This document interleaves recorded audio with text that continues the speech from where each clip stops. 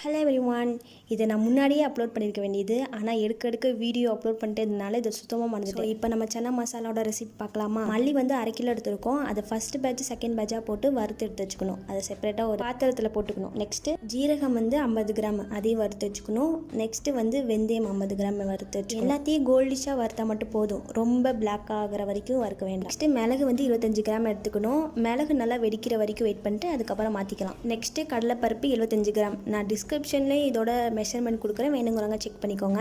கடலைப்பருப்பு நல்லா கோல்டிஷ் ஆனதுக்கப்புறம் நம்ம வந்து மாற்றிக்கணும். நெக்ஸ்ட்டு உளுந்து 50 கிராம், இதையும் நல்லா வறுத்து நம்ம வந்து வச்சுக்கணும். பச்சரிசி 50 கிராம் எடுத்துருக்கோம், இதையும் நல்லா ப்ரௌனிஷ் ஆனதுக்கப்புறம் எடுத்து வச்சுக்கலாம். கொஞ்சம் பேர் இந்த சன்னா மசாலாவுக்கும் கசகசா ஆட் பண்ணுவாங்க, பட் நாங்கள் வந்து சேர்த்துக்கல. உங்களுக்கு வேணும் அப்படின்னா நீங்கள் சேர்த்துக்கலாம். 2 கைப்பிடி அளவுக்கு கருவேப்பிலை போட்டுக்கணும். அந்த கை பொறுக்கிற சூடு வந்தோடனே நம்ம வந்து ஸ்டவ் ஆஃப் பண்ணிக்கணும். இது கூட வந்து 50 கிராம் மஞ்சளும் சேர்த்துக்கணும். நம்ம வறுத்து வச்சுக்கிறது எல்லாம் கூல்டவுன் ஆனதுக்கப்புறம் வெளியே கொடுத்து அரைச்சி எடுத்துக்கிட்டோம் அப்படின்னா நம்மளோட சன்னா மசாலா ரெடி ஆயிரும்.